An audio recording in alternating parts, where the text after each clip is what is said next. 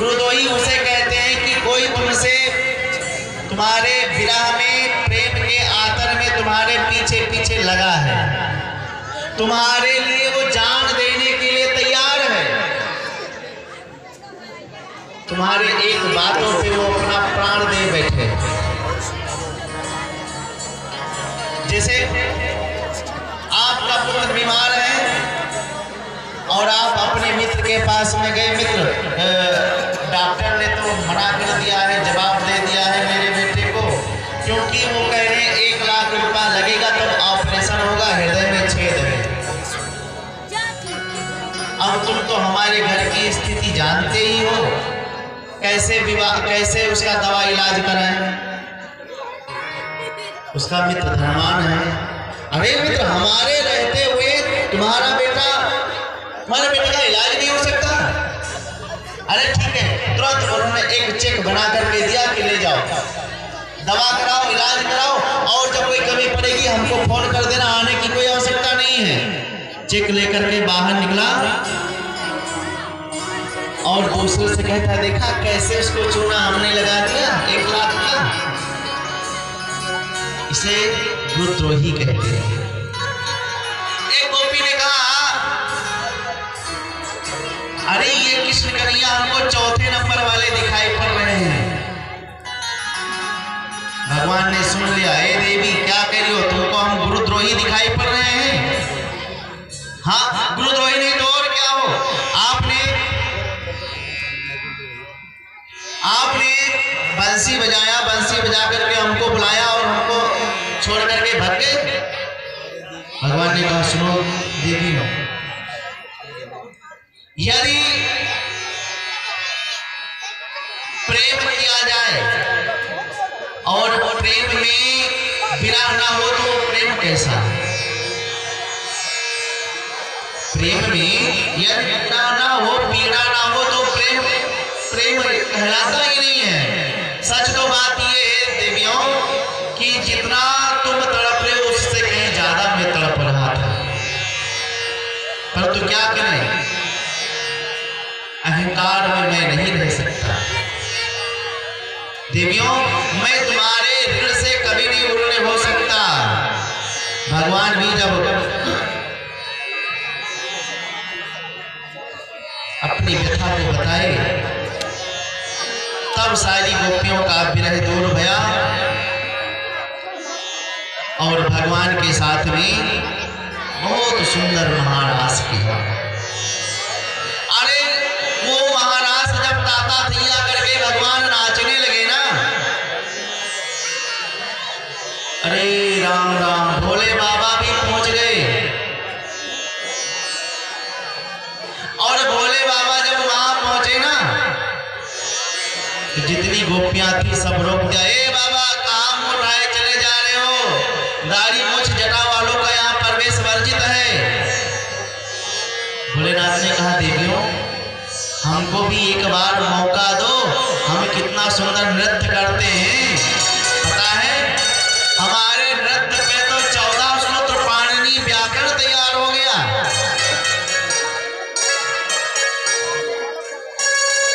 एक बार मौका तो दो। और भोलेनाथ बड़े भारी नर्तक हैं, लेकिन तो कहा यहाँ पे दाढ़ी मूछ वाले का प्रवेश है नहीं, सिर्फ एक पुरुष रहेगा, वो भी कृष्ण के अतिरिक्त वहां पे कोई नहीं जा सकता। आप सबने वो भजन तो सुना ही होगा, एक दिन वो भोले भंडारी अरे बन करके ब्रज नारी वृंदावन आ गए हैं, वृंदावन आ गए हैं। वो भोले भंडारी बन करके ब्रज नारी वृंदावन आ गए हैं, वृंदावन आ गए हैं। वो भोले भंडारी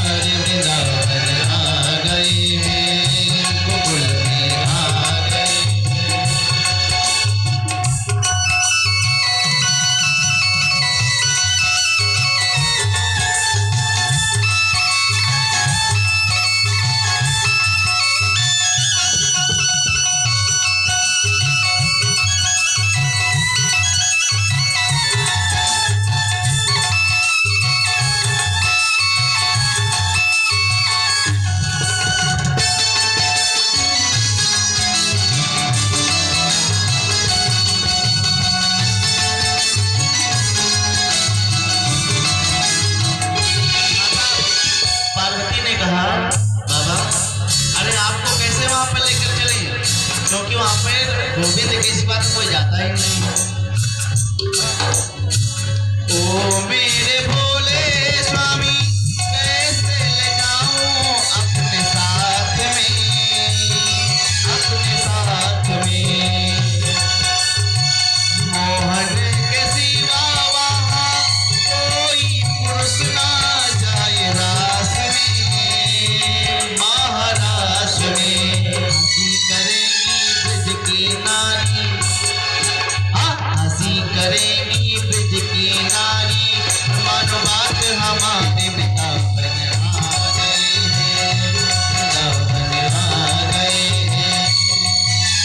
एक दिन वो भोले भंडारी बन करके ब्रज नारी वृंदावन आ गए हैं, वृंदावन आ गए हैं।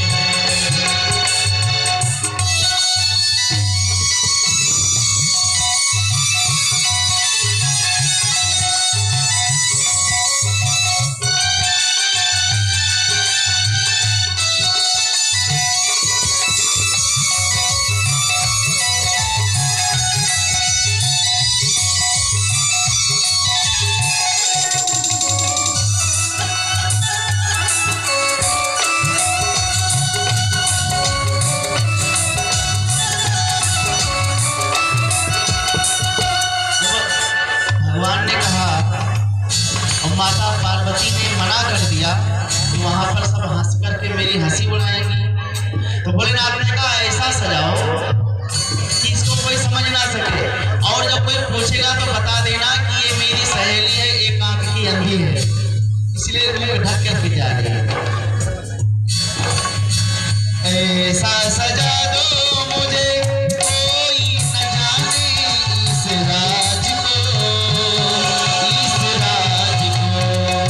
मैं हूँ सहेली तेरी ऐसा बताना ब्रज राज को, ब्रज राज को। बना के जोड़ा पहन के सारी, भोले बाबा की चाल तो देखो। अरे बना के जोड़ा पहन के सारी, चाल चले मत वाली गोकुल में आ गए हैं, गोकुल में आ गए हैं। एक दिन वो भोले भंडारी बन करके ब्रज नारी गोकुल में आ गए हैं, गोकुल में आ गए हैं।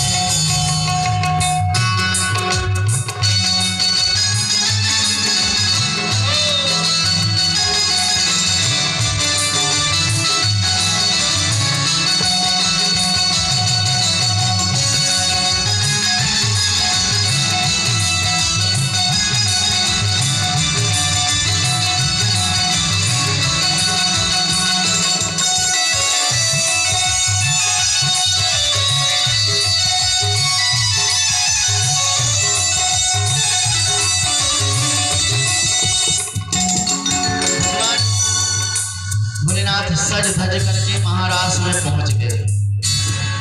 महाराज में जब भगवान ने देखा कि कोई सुंदर नार नवेली आई है, और भगवान ने देखा और पहचान गए। भगवान ने अपना बंसी बजाया था। देखा मोहन ने ऐसा समझ गए वो सारी बात रे, सारी बात रे। ऐसी बजाई बंसी, बहुत सुंदर बंसी को बजाया। ऐसी बजाई बंसी सुध भूत भूले भोलेनाथ रे, भोलेनाथ रे।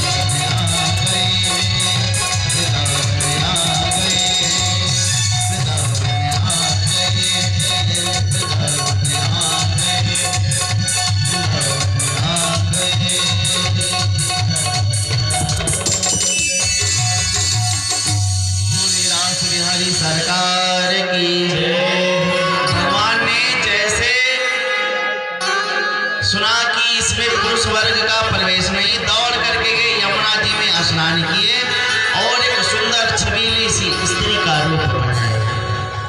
एक बात मैं निवेदन करूं, बनावटी कितना भी कर लो, जो आप हो वही रहोगे। और जैसे पहुंचे, भगवान ने देखा, पहचान गए और पहचाने तुरंत भगवान ने बांसुरी बजाना प्रारंभ किया और भोलेनाथ जी भाई नर्तक हैं। और जैसे बंसी बढ़िया स्वर में बजी, भोलेनाथ ने उठाया अपना डमरू, डम डम डम डम डम डम डम बजाने प्रारंभ कर। भगवान ने कहा, आओ मेरे गोपेश्वर नाथ, आपकी ही कमी थी। बोले गोपेश्वर नाथ भगवान की जय। वृंदावन में गोपेश्वर नाथ मंदिर है, प्रसिद्ध है, बहुत सुंदर। महारास प्रारंभ भया। महारास में सब गोपियां सब नाच रही हैं और कि गोकुल में देखो, वृंदावन में देखो, अरे गोकुल में देखो, वृंदावन में देखो रे, मुरली बाजे रे, श्याम संग राधा नाचे रे, श्याम संग राधा नाचे रे। गोकुल में देखो, वृंदावन में देखो रे, मुरली बाजे रे, श्याम संग राधा नाचे रे, श्याम संग राधा नाचे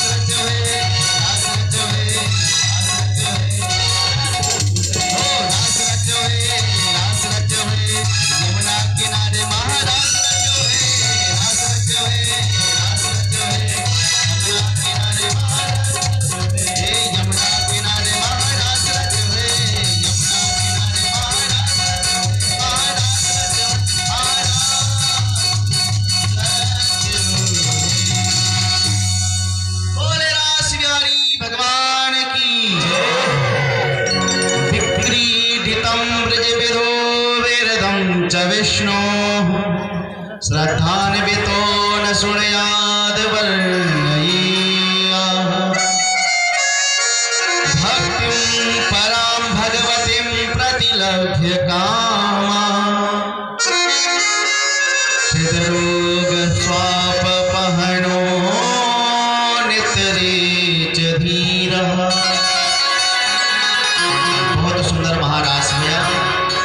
इस महारास की फलश्रुति श्री सुखदेव जी महाराज बताते हैं कि जो इसका वर्णन करेगा अथवा जो प्रेम पूर्वक सुनेगा उसके हृदय में भक्तिं परां भगवतीं, भक्ति से उसका हृदय भर जाएगा। काम जो है ये नष्ट हो जाएगा। हृदय रोग, हृदय के जो रोग हैं काम, ये नष्ट हो जाएंगे और भगवान के चरणों में प्रीति होगी। ये इस फलश्रुति महारास के फलश्रुति का सार है। इधर भगवान महारास रचा रहे, उधर मामा कंस का बुरा हाल है। अब भगवान को महारास रचाने दो, सुंदर रास रचाते हैं तो उनको रचाने दो। अब हम लोग चलते हैं मथुरा। अब वहां की क्या हाल चाल है, क्या दशा है, उसको हम लोग अब देखते हैं। कंस जिन जिन महायोद्धाओं को भेजते हैं, दैत्यों को भेजते हैं, भगवान यहाँ सब सीताराम सीताराम सीताराम करते चले जा रहे हैं। अब एक दिन नारद जी महाराज पहुंच गए। नारद जी से कंस ने कहा गुरुदेव बहुत सुंदर किया जो आप आ गए, बहुत अच्छा किया। नारद जी ने कहा नारद देव, कंस एक बात बताओ, आजकल तुम्हारी कुछ छवि दिखाई सुंदर नहीं पड़ रही है। हमारी भी छवि गड़बड़ा गई कोरोना को देख करके। बोले भागवत भगवान की जय। सुंदर दिखाई नहीं पड़ती, क्या बात है, तुम्हारे मुख पे लग रहा है 12 बज रहे हैं। बोले गुरुदेव क्या बताएं, वो वृंदावन में कृष्ण बलराम है ना भाई, यहाँ से हम जिसको भेजते हैं वो सब वही टपका के मार देते हैं। नारद जी ने कहा हम बताएं वो कृष्ण बलराम कौन है। हाँ गुरुदेव बड़ी कृपा होएगी। बोली वो कृष्ण और बलराम कोई और नहीं, वो देवकी के 7वें और 8वें पुत्र हैं। महाराज ये झूठ क्यों बोल रहे हो? अरे नहीं, तुमको पता नहीं चला? अरे 8वां जो पाप हो गया था वो उसको खींच करके रोहिणी के गर्भ में कर दिया गया था, और 8वें में जो बालक आया उस समय तुम्हारे सारे पहरेदार सो गए, पहरेदार सो गए और ताला खुल गया और रातों रात वसुदेव लेकर के गया नंद के महल में छोड़ा है। अरे राम राम, अरे बुलाओ वसुदेव को, अभी उसका सर काट देता हूँ। नारद जी ने कहा सुनो, जोश में होश मत खो बैठना। यदि तुमने वसुदेव को मार दिया तो वासुदेव कृष्ण तुम्हारे पकड़ में आने वाले नहीं। तो गुरुदेव क्या करें? बोले एक काम करो, कोई मेला ठेला का आयोजन करो, उसमें दोनों भाई को बुलाओ, तुम जैसे एक एक करके भेजते जाओगे वो दोनों भैया मिल करके उनको मारते जाएंगे, और इकट्ठे तुम एकत्रित हो जाओ, उनको बुला लो, चारों तरफ से घेर के तुम्हें मार दो। अरे गुरुदेव यह बात तो पहले हमारे खोपड़ी में आई ही नहीं। कंस को समझ में आ गया। कंस ने कहा गुरुदेव अच्छा एक चीज, एक बात ये बता दो कि मेरा काल कैसा होगा। नारद जी ने कहा काला काला होगा, मुरली वाला होगा, घुंघराले बाल होंगे, रसगुल्ला जैसे उनके ओष्ठ होंगे, देखने में छोटा होगा, बहुत बड़ा खोटा होगा, नसकीली उसकी आंखें होंगी, मुस्कान चितवन उसकी चुराती होंगी। अरे महाराज जैसे इतना सुना, अब तो कंस को प्रत्येक काले वस्त्र में कृष्ण नजर आ रहा है। किसी से बात करता है, उसकी आंखें की जो काली पुतलियां होती है उसको देख लेता है, भागता है कृष्ण आ गया। भोजन करने बैठता है और दाल में जब जीरे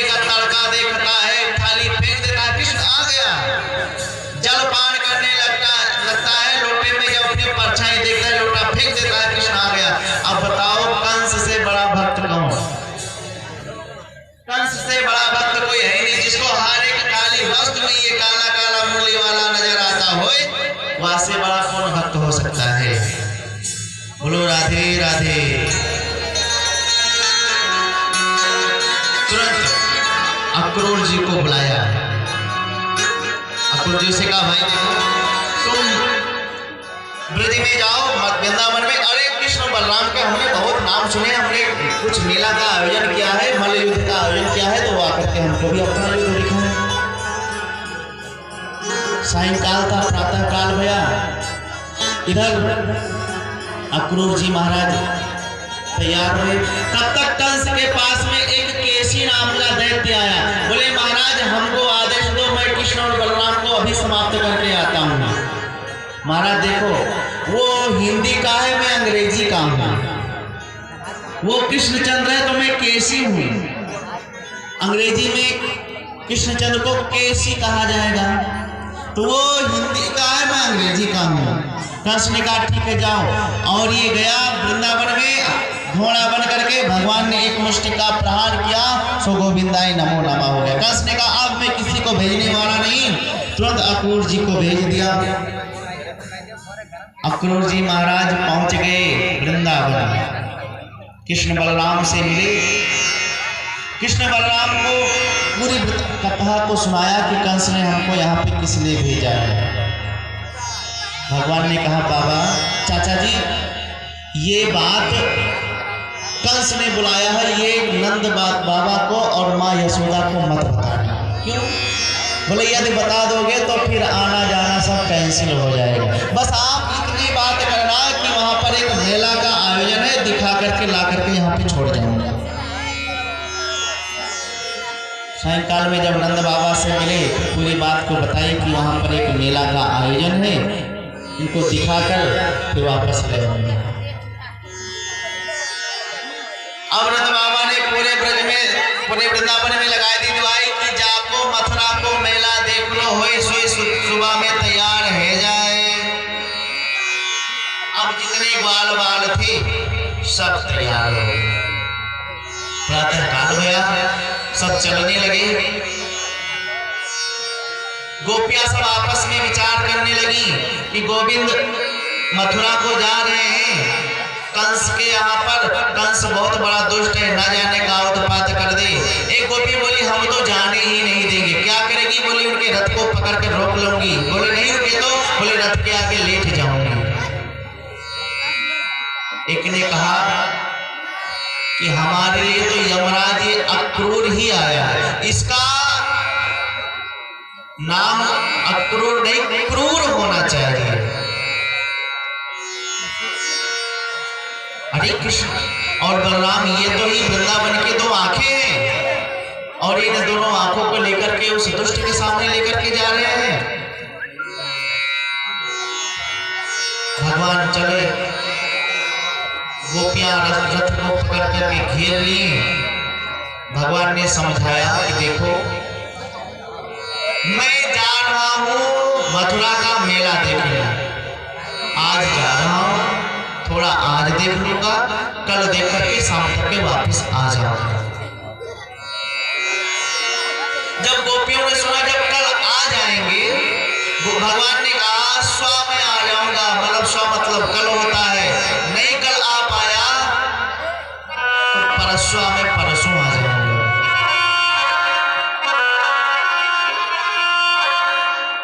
भगवान जब गोपियों ने सुना कि परसों कल आ जाएंगे, कल नहीं आ पाएंगे, परसों आ जाएंगे, 2 ही दिन की तो बात है, जिसमें और देखिए प्रेमियों का एक प्रकार प्रेम होता है क्या? बोले तत् सुख सुखित्वम, जिसमें हमारे प्रियतम की सुखी प्रसन्नता हो वही करना चाहिए। मार्ग छोड़ दिया कि 2 दिन की बात है, आपस में बात करके हम लोग समय व्यतीत कर लेंगे। रथ निकल पड़ा। रथ जैसे कुछ दूर आगे बढ़ा, यमुना जी का निर्मल जल दिखाई पड़ा। अक्रूर जी तो उसमें स्नान किए, और स्नान करने के बाद में भगवान को लेकर के पहुंच गए मथुरा। देखिए मथुरा की लीला और मिथिला की लीला एक जैसी है। मिथिला के राम बड़े सुंदर, बड़े सलोने, बड़े धीर वीर गंभीर, और मथुरा के श्याम बड़े नटखट, बड़े रसीले और बड़े मुस्काने वाले, सबको चित्त चुराने वाले। नवाब चित्त चोरकम है ये। भगवान जैसे मथुरा में पहुंचे तो जैसे सबने सुना कि वो 7 कोस पर्वत को उठाने वालों, कारो कारो मुरली वालों आए गयो, तो जैसे राम भगवान मिथिला में पहुंचे थे तो सब नारी अपने काम धाम को त्याग करके दौड़ करके आए थे। उसी प्रकार से धाये धाम काम सब त्यागे, धाये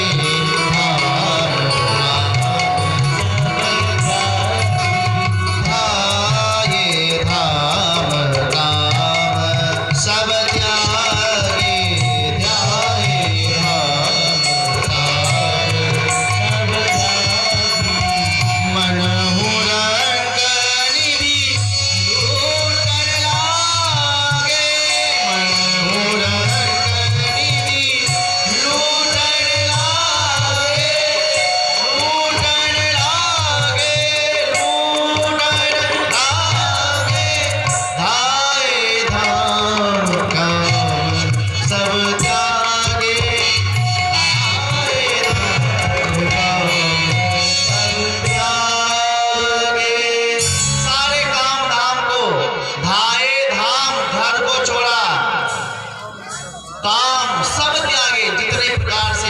सबको छोड़ करके दौड़ करके आने लगे, दर्शन करने के लिए।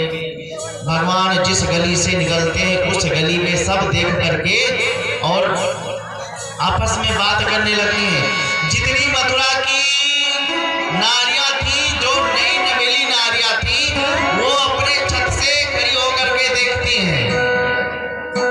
अब आसपास में तो कोई है नहीं, दूसरे छत पे जो गोपी देख रही, जो नारी देख रही है, उसे कहती है, अरे सखी देख देख, वो तारो तारो मुरली वालों जा रहा है। एक कहती है, अरे बावरी है करके चिल्लाए काहे को रही, नीचे उतर के आकर देखा जाए।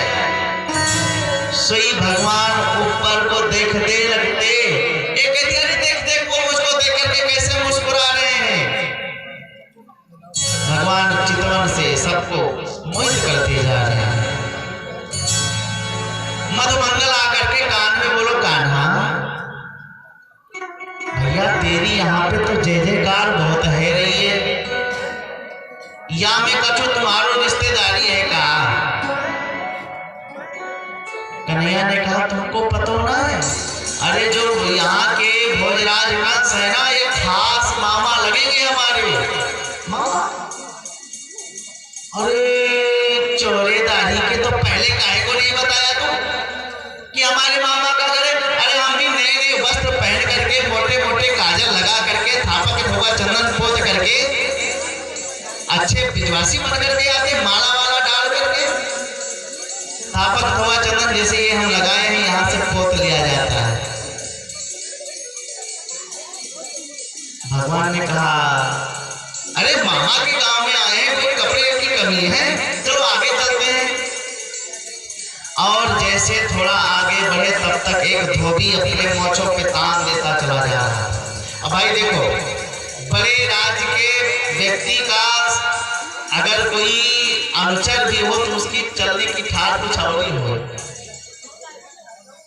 मोदी जी इतना नहीं सीना तान करके चलेंगे, उनके साथ में रहने वाला वो चलेगा, क्योंकि प्रधानमंत्री के दाहिने अंग हैं। अरे तो भाई राजा कंस का सेवक है, धोबी है, तो मोछों पे तान देता हुआ कपड़े डाल करके जा रहा था। भगवान समझ गए कि ये धोबी है और ये राज धोबी है। जाकर के बोले, मामा जी राम राम। मामा? मैं तेरा मामा कैसे हुआ रे? बोले, हमको तुम्हें पहचानो ना है? अरे आपको पता होएगो का? अरे यहाँ के जो राजा कंस है ना, वो मेरे खास मामा लगेंगे। मामा? अच्छा, तो तू ही वो काला कृष्ण है? बोले, अच्छा पहचान तो एक ब्रजवासियों को दे दो हमारे। अरे भैया जब कपड़े की बात की तब तो वहां ने गाली देना प्रारंभ कर दिया भगवान को। जंगली शूकर कहीं के, वन में गौवे चराने वाले, गंवार वाले, तुम राजा के कपड़ा पहनोगे? और भगवान से कोई इतना बोल जाए और सीधा खड़ा रह जाए। भगवान ने एक थप्पड़ कान के नीचे मारा कि रज कस्य करा गेना सिरा का याद पायत। भगवान ने एक थप्पड़ मारा, उसका सर कट करके सीताराम हो गए। अब जितने ब्रजवासी थे भगवान ने कहा पहन लो कपड़े। अब भैया राजा महाराजा के कपड़े, मोटे मोटे राजा के सबदूत। अब वह कपड़े को जब पहने तो जैसे लगे कि जब घर में टांगा जाता है कपड़ा तो हैंगर पे टंगे होंगे।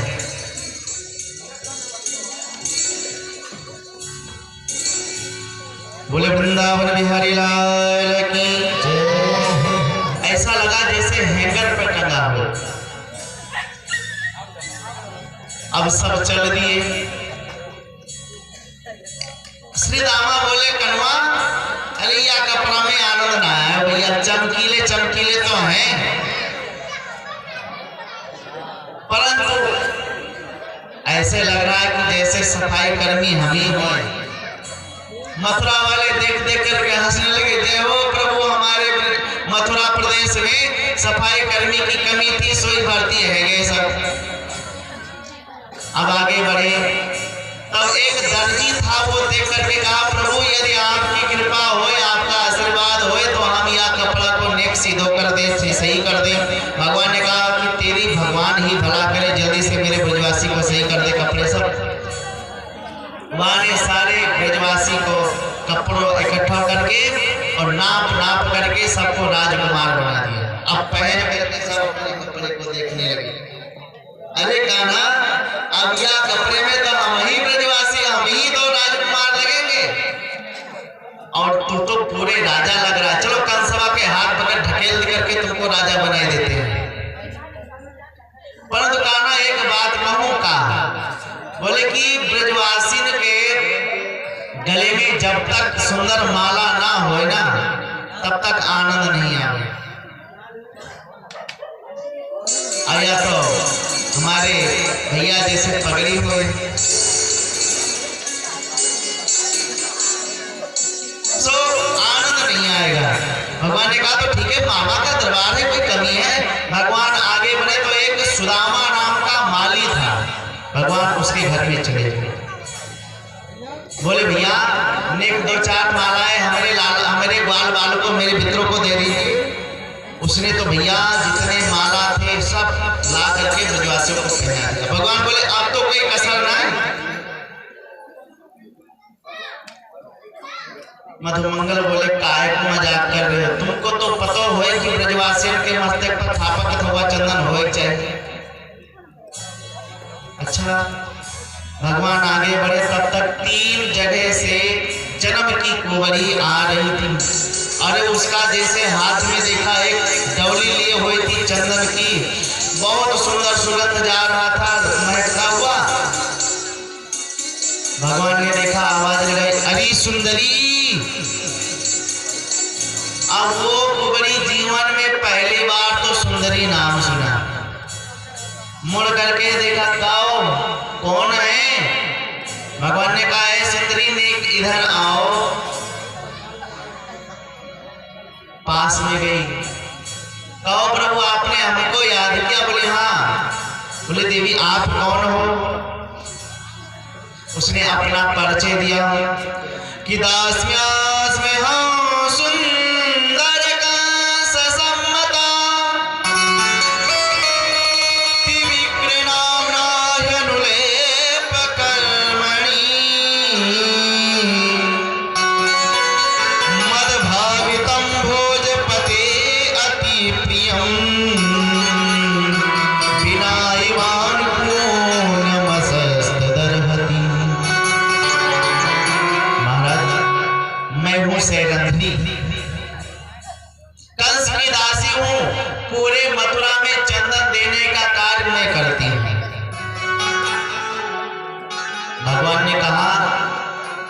कि यहाँ के जो कंस है वो हमारे मामा हैं, और मामा के गांव में आए तो आप लोग हमारी नानी मामी भाई।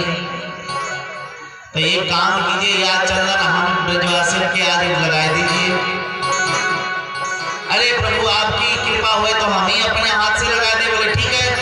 अब भाई देखो चंदन लगाने की शैली क्या है, अंगूठे में बोर करके चंदन लगाया, लग गया चंदन। अब ऐसे करते सबको लगाती चली गई। अब जिसको पूरे मस्तिष्क पे चंदन होना चाहिए वहाँ को एक टिकली लगा दो तो मत्था सोना लगता है। बोले कान्हा आनंद नहीं आयो, ए सुंदरी नेक इधर आओ। जब मधुमंगल ने बुलाया, बोली ये तेरी अपनी एक पोटली हमको दो। और जैसे दिया हाथी की गद्दी पे रख करके और ऐसे लिया, ऐसे लगाने लगे। और ऐसे करते करते सबने पोत करके अपने अपने मुख में लगा करके बोले कान्हा आप कैसा लग रहा? भगवान को तो हंसी आने लगी। अरे राम, ये बर्गर चौपड़ी मखान यहाँ कहाँ से आ गया? भगवान ने कहा अरे अब तो तुम ही पूरे पक्को कंस के भी बाप लग रहे हो, महाराजा के राजा के राज महाराज लग रहे हो।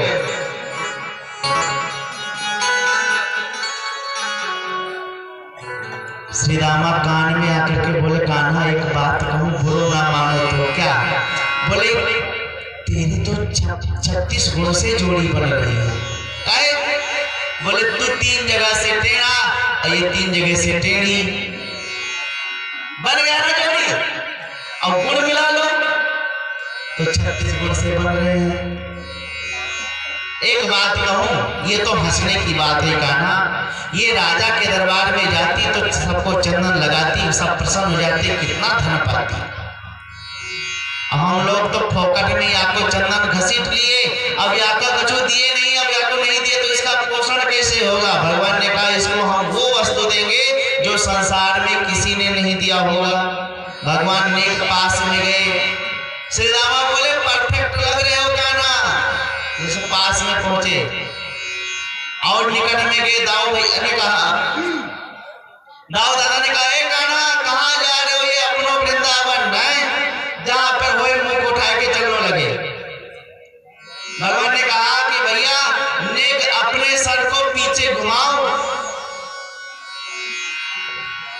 दाऊ ने कहा कि ठीक है मैं घुमा तो रहा हूं, लेकिन ध्यान रखना जैसे दाऊ भैया अपने सर को पीछे घुमाए, भगवान ने अपने अंगूठे को उसके अंगूठे के पैर के अंगूठे पे रख करके थोड़ी पर जो धक्का मारा वो 3 जन्म की कुबरी 3 अंग से सीधी होकर के और छेल छबीली होकर के नाचने लगी।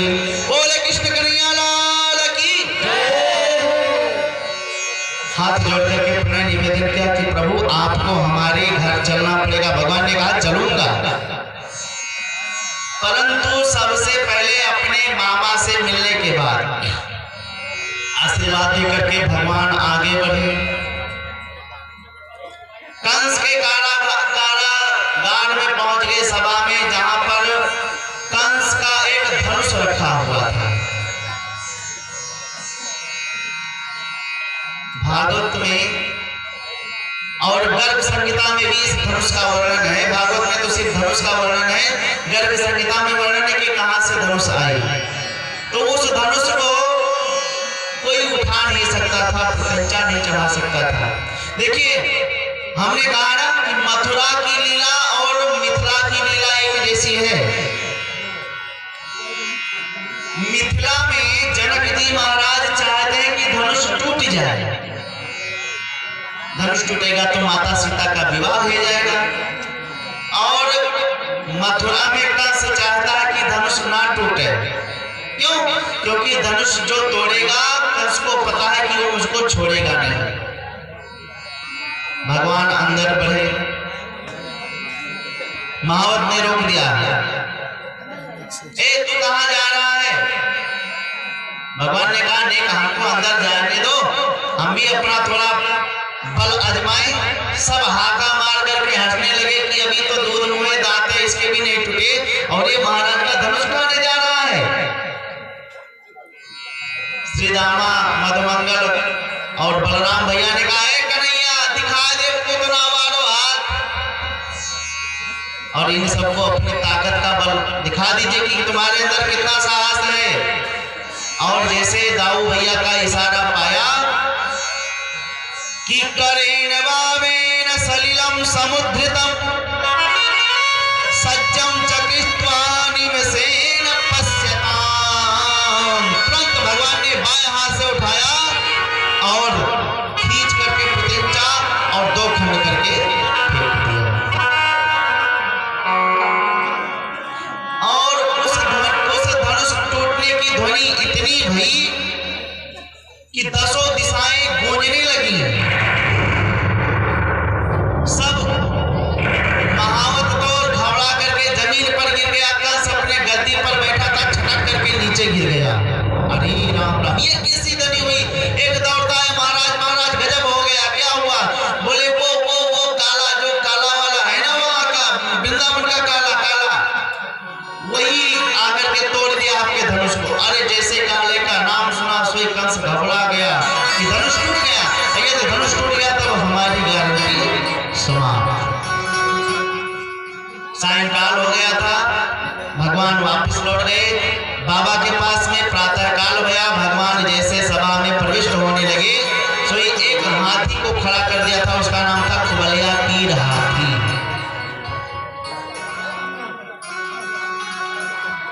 भगवान ने कहा है महावत अपनी हाथी को हटा।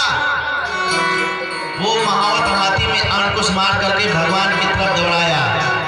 मतवाला हाथी था। भगवान दौड़ करके और उसके दोनों दांत को पकड़ करके और ऐसे तोड़ दिया जैसे व्यक्ति दातून करने के बाद में उसको चीर करके फेंक देते हैं। भगवान ने दोनों दांत को पकड़ करके और उस दांत से मार मार करके हाथी को पूरा बेदांती करके समाप्त कर दिया। कन्हैया ने दाऊ दादा ने कहा कन्हैया एक दांत हम लोग को दे दीजिए। क्यों? बोले कि जब गेट पे इतना बड़ी खलबली है तो हो सकता है अंदर का हो।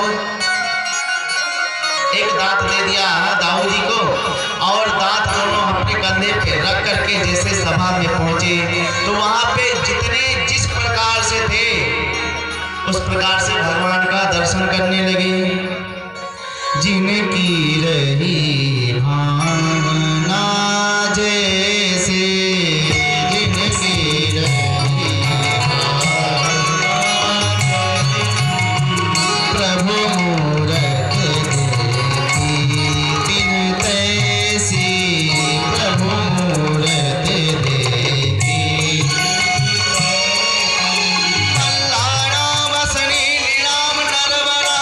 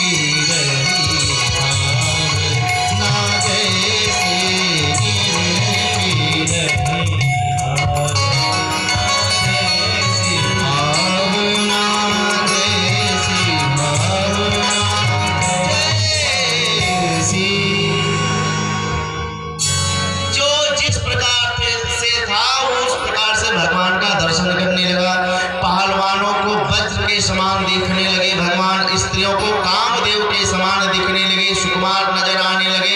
योगियों को परम तत्व के रूप में दिखाई पड़ने लगे। कंस को यमराज के समान दिखाई पड़ने लगे। नंद बाबा को तो नन्हे से लाला दिखाई पड़ने लगे। जहां पर जो जिस प्रकार से था उस प्रकार को सब दिखने लगे। भगवान जो चोर था, अरे वो तो चोर आया है। जो भक्त थे रे वो तो मेरा भगवान आ गया। जो संत ऋषि थे वो तो मेरा पार ब्रह्म परमेश्वर योगी राज आ गया। इतने में चारुण नाम का एक दैत्य था कंस का। वो कंस का इशारा पाते ही दौड़ता हुआ आया भगवान के पास। हे राम, हे नंद सुनो, भवंतो वीर सुनो। अरे हमने तुम्हारा तो बहुत नाम सुन रखा है, तुम बड़े बलशाली हो, चलो आओ हमसे दो दो हाथ पकड़ो। भगवान से युद्ध करने लगा। भगवान ने कहा चुप, दो हाथ क्यों? बोले यदि कुश्ती बराबरी की होती है और हमारे तुम्हारी कोई बराबरी हो सकती है? मैं कहा 7 वर्ष का छोरा हो, तुम कहा 25 वर्ष के हंसकट्ठे। चारुण ने कहा अरे 7 वर्ष को पर्वत उठाने वालों तुम 7 वर्ष को बता रहे हो। जब ललकारा तो भगवान ने कहा ठीक है भैया, तुम समझ की इच्छा तो हम पूरी करेंगे ही, इसीलिए तो आए हैं। बलराम जी सोच रहे थे हम से कोई लड़ने वाला आ जाए तो अच्छा रहे। चारुण का एक भाई था मुष्टिकासुर, वो दौड़ता हुआ आया तो चारुण ने कहा कि बलराम तुमको लड़ना तो मेरे भाई मुष्टिका से, प्रारंभ हो जाओ युद्ध के लिए। अब तो भैया दोनों युद्ध करने लगे।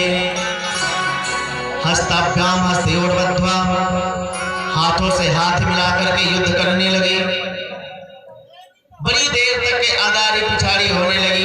कभी भगवान पिछाड़ते लेकर चले जाते थे, कभी भगवान को पिछाड़ते लगते, जैसे भगवान उससे खेल रहे हैं। बड़ी देर तक जब ऐसा देखता रहा तो कंस ने कहा चारुण क्या कर रहा है? अरे एक मुष्टि का प्रहार करो, सीताराम कर दे इसको। जब कंस का आदेश पाया, इसको बल प्राप्त हुआ और दौड़ करके भगवान के वक्षस्थल पर एक मुष्टि का प्रहार किया तो जैसे लगा कि भगवान को किसी ने एक पुष्प तोड़ करके मार दिया। भगवान ने कहा तुमने एक मुष्टि का प्रहार किया तो अब एक हमारो सह लो। भगवान ने तुरंत एक चाटे का प्रहार किया और एक चाटे में ही वो धराशायी हो गया, चारों चकनाचूर्ण हो गया। उधर बलराम जी ने मुष्टिकासुर को एक मुष्टि मार करके और धूल झटा दी। इतने में सल और तूसल दो दैत्य थे, दौड़ते हुए आए। भगवान ने उनको एक ही बार में परास्त कर दिया। 8 कंस के भाई और थे, वो दौड़ते आए तो बलराम जी ने अपने मूसल से उनको कूट कूट करके और समाप्त कर दिया। बोले चारुण मर्दन भगवान की। सबको समाप्त करते करते और दौड़ करके पहुंच गए कंस के पास। कंस के पास में पहुंच करके उनके केश को पकड़ लिया और उनके गद्दी से उनको पकड़कर खींचना प्रारंभ किए। सीने से खींचते घसीटते घसीटते और ला करके जब प्रथम मंजिल पे पहुंचे उठा करके नीचे फेंका और जैसे नीचे को फेंका, जैसे नीचे गिरा कंस, गिरते ही तो वो तो धराशायी हो गया था और रहे से प्राण भी भगवान उसके ऊपर कूद पड़े और वो सीताराम हो गया। बोले कंस मर्दन भगवान की। हमारे कृष्ण जी ने कंस को समाप्त कर दिया। वसुदेव सुतम देवम कंस चारुण मर्दनम देवकी परमानंदम कृष्ण वंदे जगद्गुरुम। इधर भगवान ने तुरंत अपने नाना अग्रसेन को मथुरा का राजा बनाया और अपने माता पिता को भी बंदी गृह से मुक्त किया। तुरंत गर्गाचार्य जी आकर के यज्ञोपवीत किया और इनको भेज दिया मध्य प्रदेश में पढ़ने के लिए, उज्जैन में। वहां के गुरु जी संदीपनी मुनि का आश्रम था, वहीं पर भैया चारों ये दोनों भैया पढ़ने गए। 64 दिन में 64 कलाओं को प्राप्त करके और अपने गुरु के पुत्र को वापिस करके भगवान मथुरा में आ गए। इधर एक दिन भगवान अर्धरात्रि में बैठ करके रोने लगे, आंखों से अश्रु गिर रहा है। ये दृश्य उद्धव जी ने देख लिया। उद्धव जी ने कहा अरे आज कृष्ण की आंख में आंसू। उद्धव समझाने लगे तो भगवान उद्धव से कहते हैं, उद्धव मोहि ब्रज बिसरत नाही, उद्धव मोहि ब्रज बिसरत नाही। हंस सुता को सुंदर कलरव, हंस सुता को सुंदर कलरव, और कदम की छाही। मोहि ब्रज बिसरत नाही, उद्धव मोहि ब्रज बिसरत नाही। भगवान कहने लगे, उद्धव अरे हम इस प्रकार से रहते थे, आज उन सबको छोड़ करके मैं यहाँ पे मुझे बहुत याद आ रही है। मुझे वो मैया के हाथों का माखन बहुत याद आ रहा है, मुझे कुंज गली का वो रास्ता याद आ रहा है। भगवान रो रहे हैं, उद्धव एक बार तुम चले जाओ, मेरे बाल बालों से मिलकर के चले आओ, उनको शिक्षा दो, ज्ञान दो, मेरे तत्व का उनको भास कराओ। उद्धव जी महाराज भगवान कृष्ण की तरह ही काले हुए थे। भगवान जब उद्धव तैयार हुए,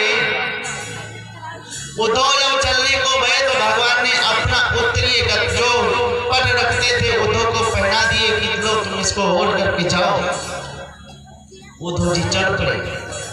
उद्धव तो इतने ज्ञानी हैं कि उनको अहंकार है कि वृंदावन निकट आया, वहीं से प्रेम ने अपना अनोखा रंग दिखलाया। वृंदावन जैसे पहुंचे कि लिपट कर वस्त्र में डाले, लगे उद्धव को समझाने। यदि तुम सीधे रहना चाहते हो तो यहाँ से तुम चले जाओ, नहीं तो तुम्हारा ज्ञान पर्दा फाड़ देंगे हम प्रेम दीवाने। उद्धव जी अहंकार में कुछ नहीं समझ रहे। इधर जितने मधुमंगल श्री दामादिक ग्वाल वाल थे सब रो रहे हैं और नंद बाबा को समझाते हैं, बाबा बाबा तेरा कन्हैया आज भी नहीं आयो, क्योंकि वो तो कहकर के गया था मैं परसों आऊंगा। आज वर्षों व्यतीत हो गए, आज का कारण नहीं आया।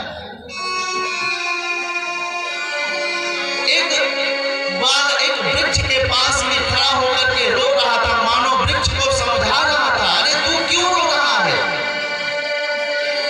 अरे उस निर्दयी कृष्ण के लिए तू रोता है? अरे जिसने हमारे साथ में खेला और हमको छोड़ करके चला गया। मानो वृक्ष कहता है, अच्छा मैं तो रो ही रहा हूं, तुम क्यों रो रहे हो? बोले बस यही तो मैं इसको भूल नहीं सकता। रो रहा है। इतने में उद्धव जी महाराज आ गए। रोते हुए उससे पूछा कि भैया हमको नंद के घर में जाना है, मार्ग बताओगे? वो रोता हुआ इशारा करता है कि ये जो नाली आ रही है जल की धारा, इसको पकड़ करके सीधे चले जाओ। मतलब बोले ये जहां पे अंत हो जाएगा वहीं पे समझ लेना कि नंद का घर है। जैसे पहुंचे नंद बाबा ने देखा, अरे लगता है कृष्ण आ गया। दौड़ करके नंद बाबा के आंखें रो रो करके इतनी रोग सूझ गई थी, एकदम दिखाई नहीं पड़ता था कि कौन है। दौड़ करके उद्धव को अपने हृदय से लगा करके जो अश्रुपात किए। यशोदा मैया इतना रोई थी कि उनकी आंखों से कुछ दिखाई नहीं पड़ता था।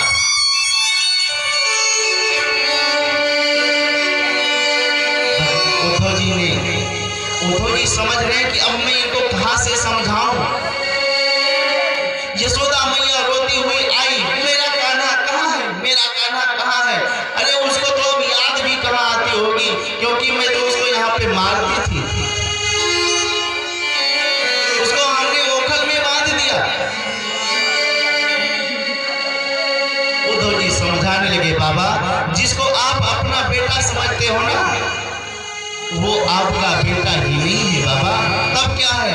बोली न माता न पिता तस्य न भार्या न शत्रुता दया नात्मीयो न परश्चापि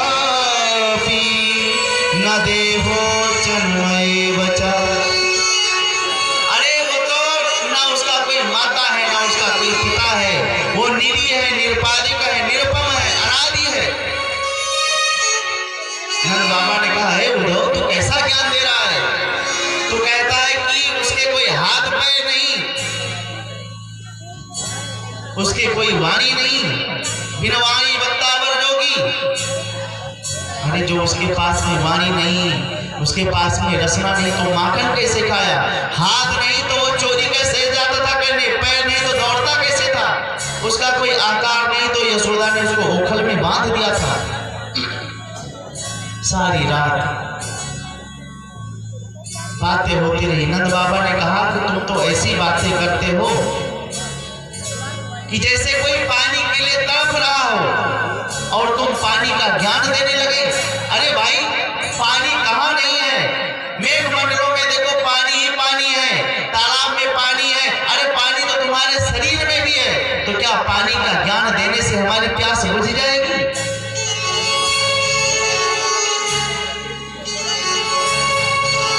सारी रात अखियां हरि दर्शन की प्यासी, अखियां देखन चाहत कमल नयन को, निस दिन रहत उदासी, अखियां हरि दर्शन की प्यासी। बातें करते करते प्रातः काल भया। उद्धव जी यमुना जी में स्नान करने गए और जैसे प्रातः काल भया गोपियों ने देखा, अरे लगता है कि वो अक्रूर फिर से आ गया। अरे इसी रथ से तो हमारे गोविंद गए थे। एक गोपी ने कहा ये अक्रूर अब क्यों आया है? बोली लगता है कि हमारे गोविंद ने उसके राजा को मार दिया, तो अब हम सबको लेकर के लेने आया है कि हम लोग चल करके उनको पिंडदान दे दे तो वो तर जाए। ये अक्रूर क्यों आया? अक्रूर को सब कोटि सुनाने लगे। अक्रूर आगतः किंवा कंसस्यार्थेन वार्वकः। और बातें कर ही रही थी कि इतने में उद्धव जी आकर आते हुए दिखाई पड़ गए। अरे ओ ये अच्युत वेशभूषण था, वो लगता है गोविंद आ रहे हैं। और जब निकट में जाकर के देखा ये तो गोविंद जैसे हैं। और बहुत वार्ता होने लगी। उद्धव जी बहुत समझाते हैं, गोपियां कहती हैं उद्धव तुमको क्या पता दर्द क्या होता है? जिसके पैर में कांटा चुभता है वो पता उसको चलता है। कहती उद्धव मत आइयो समझाने जातो, कांटा लगे सोई जाने जातो, कांटा लगे सोई जाने। अरे प्रेम वो जानता है जो प्रेम करता है, तुम तो प्रेम का मतलब जानती ही नहीं हो। तुम कहते हो कि वो परमात्मा है, किसी के भीतर नहीं है। अरे हम तुम योग का ज्ञान दे रहे हो, हम योग तुम्हारे अपने भीतर कहाँ रखें? श्याम तन श्याम मन श्याम है हमारो धन, आठों यान उदो हमें श्याम ही से काम है। श्याम ही श्याम जिए श्याम बिनु नाही जिए, आंधे किसी लाकड़ी आधार श्याम नाम है। उधो तुम बड़े बौरे जो पाती लेके आए दौड़े, हम योग कहाँ रखी यहाँ रोम रोम श्याम। विविध प्रकार से समझाया। और जब उद्धव को पता चला कि ये तो हमसे भी ज्यादा जानकार है, वही कृष्ण वही श्याम वही राम वही बावन, अब तो उद्धव उन्हीं के सामने लेट करके दंडवत प्रणाम करने लगे और ब्रज की रज में लिपट करके और उसी में घूमने लगे। 6 महीने व्यतीत हो गए, उद्धव जी नहीं गए मथुरा। उद्धव को होश आया, उद्धव चले कि उद्धव सूधो हो गए सुन गोपिन के पेन। गोपी के सारी बोल को सुन लिया, उनके ज्ञान को सुन लिया। उनके ज्ञान की क्या भई कि ज्ञान बजाई डुगडुगी, ज्ञान की डुगडुगी बजाने आए थे। और यहाँ के प्रेमियों ने क्या किया कि प्रेम बजायो ढोल। 6 महीने के बाद में उद्धव जब भगवान के पास में गए, भगवान ने कहा अरे आओ उद्धव आओ, तुम तो 1 घंटे के लिए गए थे, 6 महीने के बाद में आए। उद्धव ने कहा तुम हमसे बोलो मत, क्यों? बोले आज हमको पता चला कि तुम कितने निर्दयी हो। भगवान अश्रुपात करके बोले उद्धव मैं इसीलिए तुमको भेजा था कि तुमको भी प्रेम का पता चल जाए। तुम जरा नेत्र को बंद करो। और नेत्र को जैसे बंद किया, भगवान ने राधा के साथ में उनको अपना छवि दिखाया। तुरंत उद्धव जी चरणों में प्रणाम करने लगे, प्रभु आपकी लीला आपको प्रणाम है। और यहीं पर 10वें स्कंद का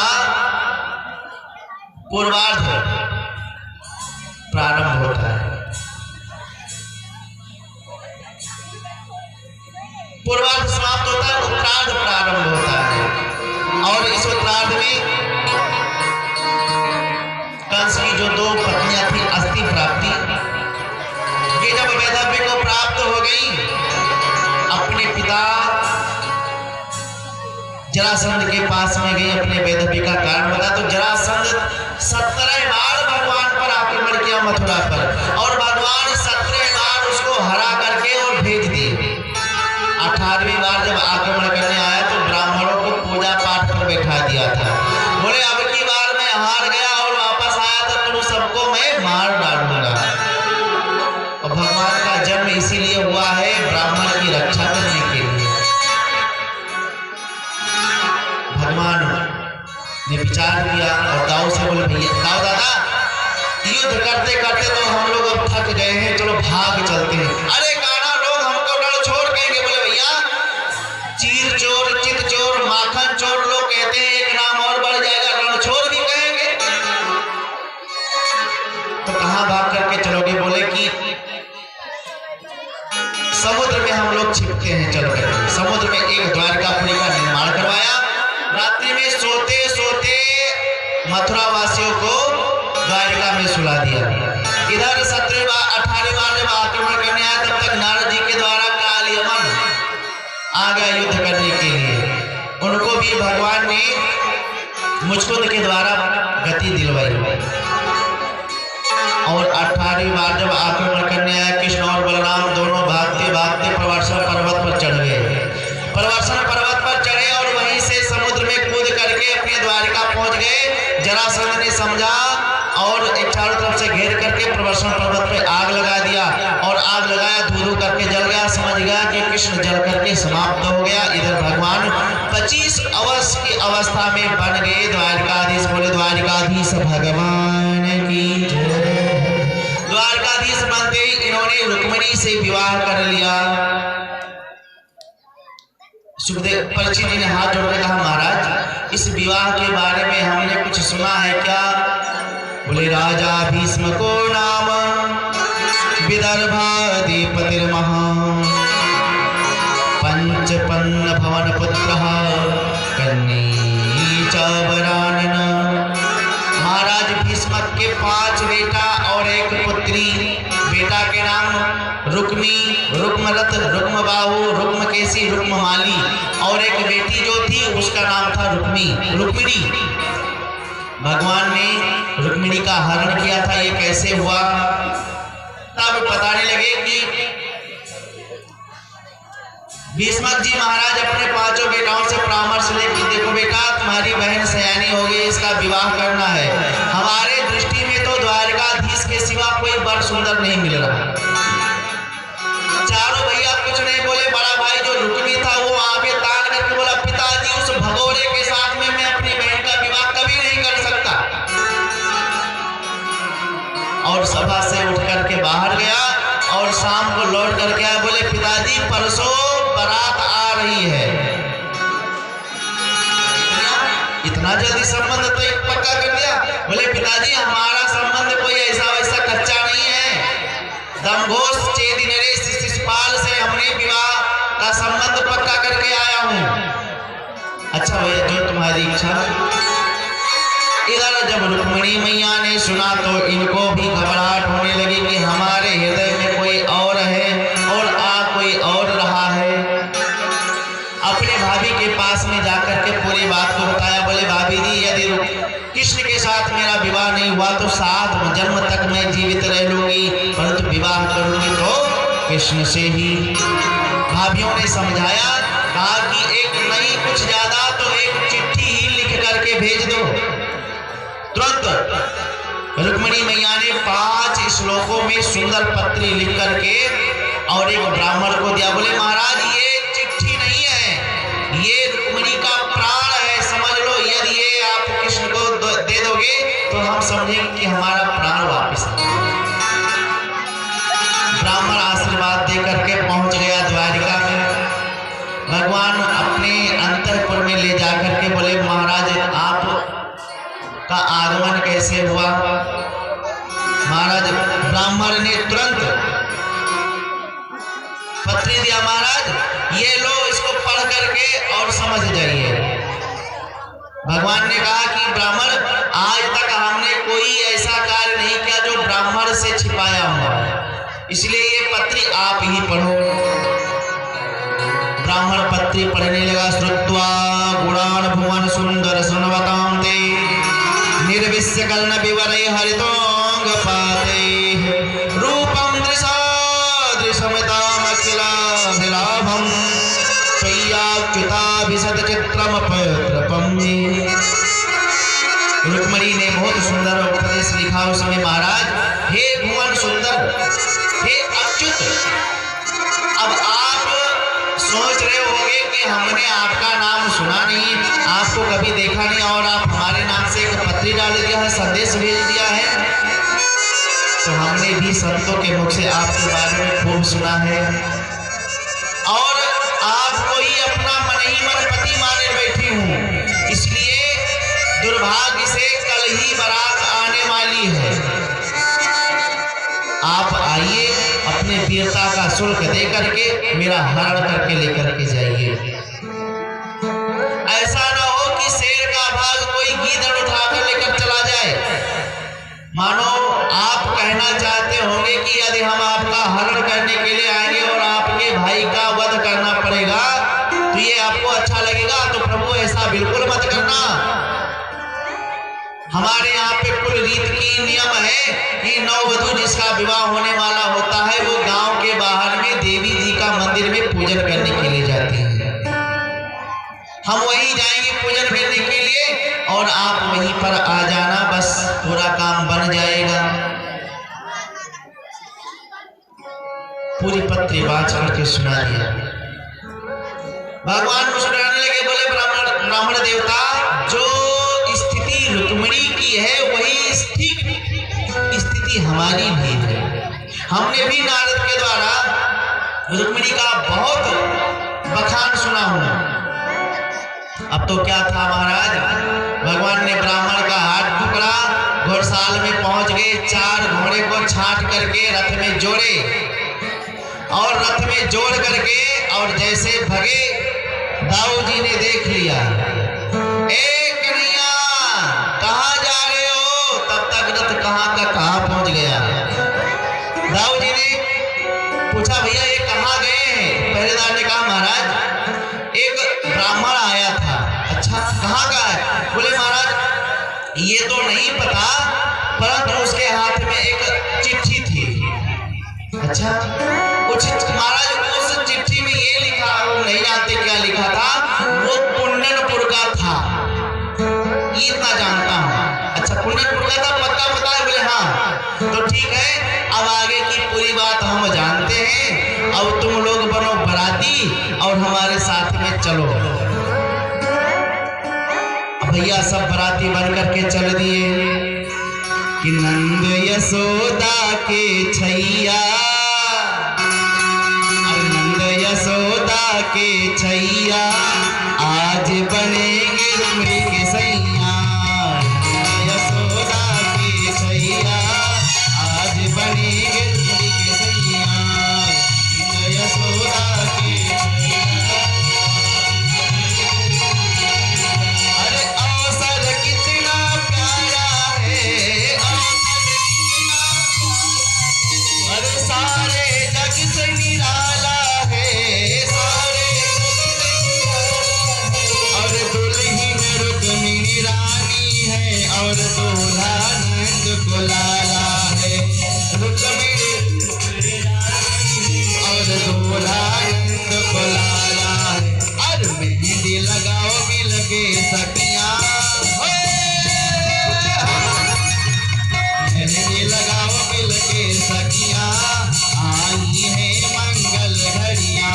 नंद यशोदा की छैया आज बनेंगे रुक्मिणी के सैया। हरि बोल।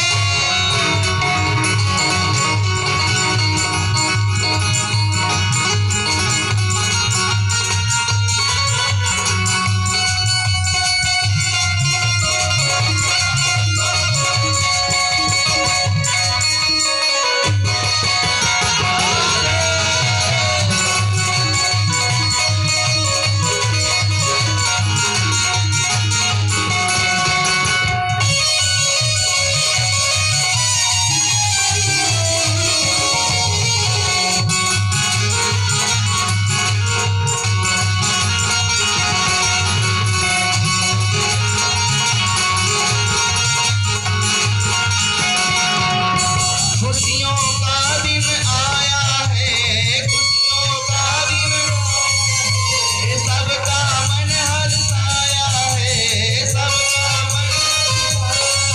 अरे खुशियों का दिन आया है, सबका मन हर्षाया है।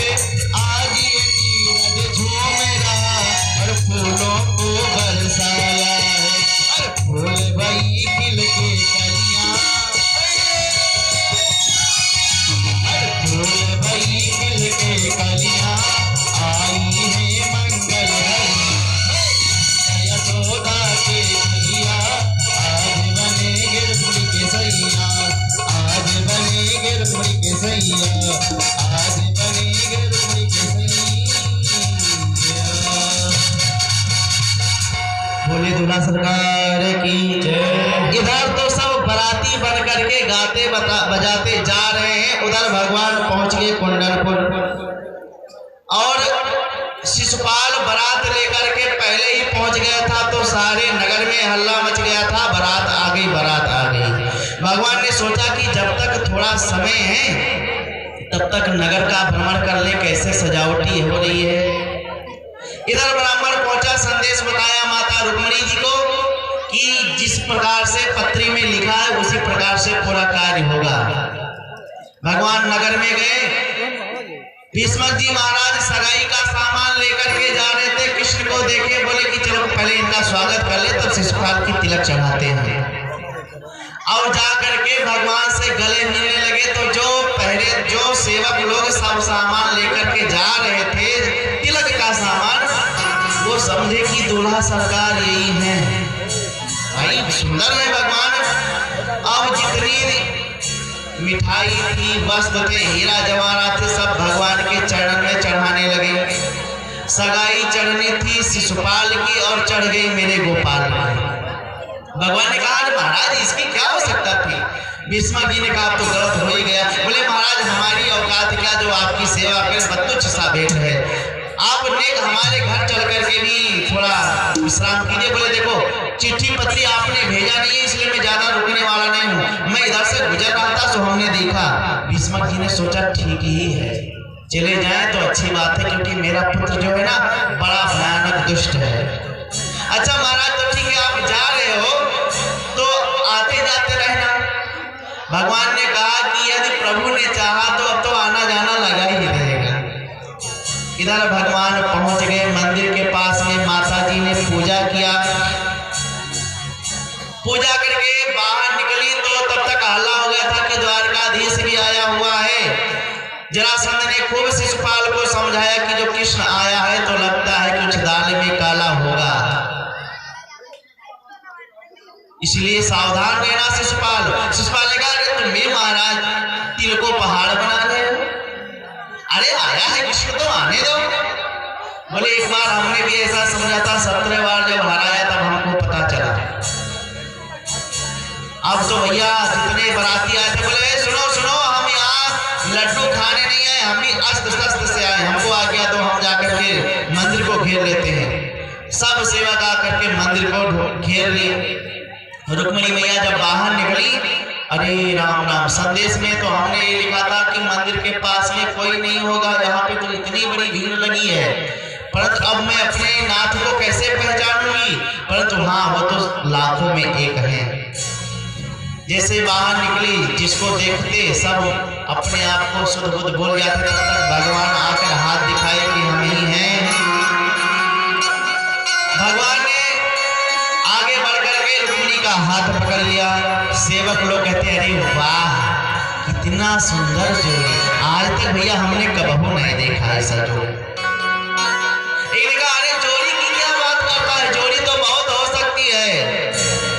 अरे पाँव के पायल देखो कितना छम छम छम छम करके चल रही है। एक ने कहा अरे पायल क्या देखता है तू, मुखमंडल देख दोनों का, जैसे लगता है कि दो दो चंद्रमा प्रकट हो गए हो एक ही स्थान पर। एक ने कहा अरे 2 चंद्रमा तो हो भी सकते हैं। अरे रथ देखो कितना स्वर्ण की भांति चमक रहा है, जैसे लगता है सूर्य भी उतर आए हो। एक ने कहा अरे सूर्य रथ की क्या कहता है, घोड़े को देख जैसे लगते उच्च सवा जैसे कान है इसके। सब प्रशंसा कर रहे थे। भगवान ने हाथ पकड़ करके रथ में बिठाया। अरे अब कैसे लग रहे, बोले जैसे लग रहे जैसे इंद्र अपनी पत्नी सची के साथ में बैठ करके विहार कर रहे हो। यूं सब प्रशंसा कर रहे थे। भगवान बैठाए रथ पे और 9 2 11 हो गए। अरे एक ने कहा अरे रथ की चाल देखो, हवा में बात करते हैं। एक ने कहा रथ की क्या बात करते हैं, इसकी ध्वज देखो भगवा जैसे लहरा रहा है। तब तक एक ने कहा है सुनो सुनो, हम यहाँ पे किस लिए आए हैं। एक ने कहा तू का जानते हो, हम यहाँ पे राज रानी का रक्षा करने के लिए आए हैं, राजकुमारी का। जितनी सखियां थी सब हाका मार के हंसने लगी, कहो भांग खा करके आए हो का। अरे वो देखो तुम्हारी राजकुमारी जा रही है, किसके साथ, बोले वही काला के साथ। अरे पकड़ो पकड़ो, भागो भागो, दौड़ो दौड़ो, मारो काटो करके सब दौड़ने लगे। एक व्यक्ति दौड़ करके कहा महाराज गजब हो गया, क्या हुआ। बोले आपकी देवी का तो हरण हो गया। जैसे शिशुपाल सुना, निकाल तलवार मारने चला। जरासंध ने समझाया कि सुनो आज तुम्हारी पहली बार बेइज्जती भई है, और हमारी देखो मैं 17 बार हारा बैठा हूँ। 18वीं बार जब हमने भी इनको आक्रमण किया तो भाग गया, जा करके छिप करके समुद्र में बैठ गया। जब शिशुपाल ने सुना कि आज हमारी पहली बार नाक कटी है और ये आकी तो 17 बार नाक कट चुकी है, यानी हमसे ज्यादा नाक कटे यहाँ पर बैठे हैं, तो थोड़ा शांति भई जी को। और जिस डोली में बैठकर दुल्हन को जाना चाहिए था, दूल्हा बैठ कर के रोते हुए अपने घर गया। इधर भगवान जा रहे थे, रुक्मिणी भगवान को ललकारने लगा, तो भगवान रुक्मिणी को पकड़ करके और उसका आधा सर आधा मोछ आधा दाढ़ी छील करके और छोड़ दिया। भगवान इधर पहुंच गए द्वारिका में। बोले द्वारिकाधीश की जय। अब भगवान का यहाँ पर सुंदर विवाह हो रहा है। आइए हम लोग एक भजन के माध्यम से भगवान का विवाह का दर्शन करें और उसके बाद में प्रसाद को लेकर के समय समय अपने स्थान जाए।